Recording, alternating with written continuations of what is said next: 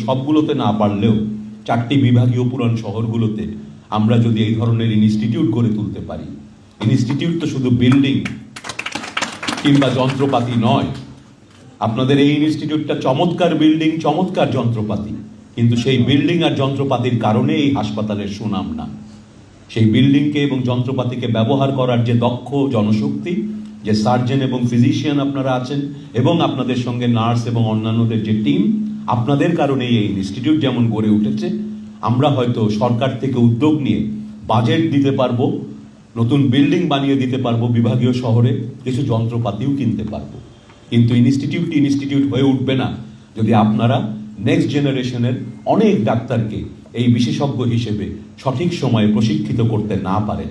আমাদের দক্ষ জনবল লাগবে, যাতে আমরা সারা দেশের মানুষের কাছে এই সেবাটি পৌঁছে দিতে চাই। কারণ আমাদের সরকার, আমাদের মাননীয় প্রধানমন্ত্রী জনাব তারেক রহমান স্বাস্থ্য খাতকে সর্বাধিক গুরুত্ব দিয়েছেন, এবং সেই গুরুত্বের ভেতরে কয়েকটি প্রিন্সিপালের উপরে উনি কাজ করছেন। স্বাস্থ্য ব্যবস্থা যেন সকলের জন্য সমানভাবে একই ধরনের ক্লিনিক্যাল সার্ভিস যেন আমরা দিতে পারি, ধনী গরিব নির্বিশেষে, এটিই তার লক্ষ্য। এবং সেই লক্ষ্য অর্জন করতে হলে এই 20 কোটি মানুষের দেশে শুধু একটা মাত্র ন্যাশনাল ইনস্টিটিউট অফ নিউরোসায়েন্স অবশ্যই যথেষ্ট নয়। তিনি যে স্বাস্থ্য খাতে পরিকল্পনাগুলো নিয়েছেন এবং প্রতিনিয়ত মাননীয় মন্ত্রী এবং আমার সঙ্গে তিনি যখনই আলোচনা করেন, আমি লক্ষ্য করেছি ওনার মূল একটা প্রিন্সিপাল হচ্ছে স্বাস্থ্য খাতকে, তা স্বাস্থ্য সেবাকে ডিসেন্ট্রালাইজ করতে হবে। অর্থাৎ যে সেবাগুলো আমরা আগে শুধুমাত্র ঢাকায় পেতাম, এই বিশাল জনগোষ্ঠীকে সারা দেশে সেটাকে দিতে গেলে আমাদের সেই বিশেষায়িত সেবাগুলোকে অন্তত পক্ষে বিভাগীয় পর্যায়ে নিয়ে যেতে হবে।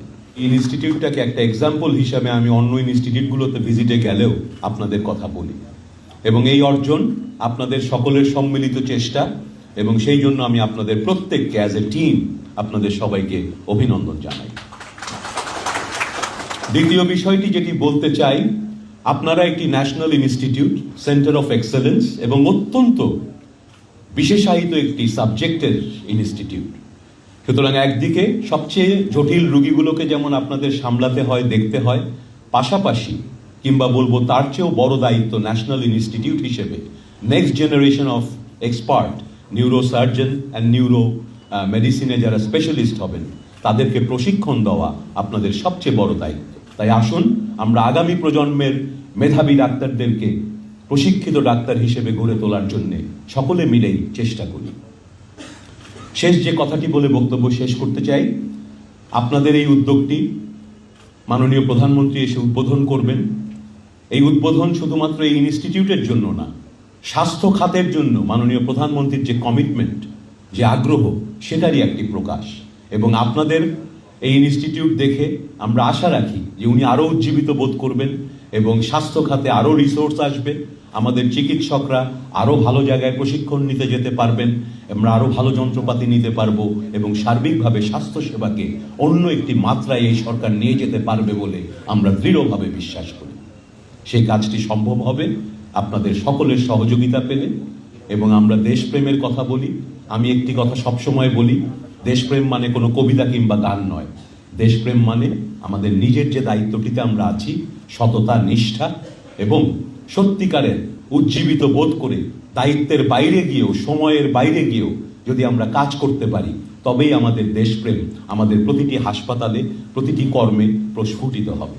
এবং প্রত্যেকটি ইনস্টিটিউটের পেছনে এক বা একাধিক এই ধরনের দেশপ্রেমিক চিকিৎসক যারা লিডারশিপ রোল নেন, তাদের উৎসাহ উদ্দীপনা, বিয়ন্ড দেয়ার রেসপন্সিবিলিটি তারা যখন ভাবতে শুরু করেন, তখন কিন্তু এই প্রতিষ্ঠানগুলো বিকশিত হয়, স্বাস্থ্যসেবা এগিয়ে যায়।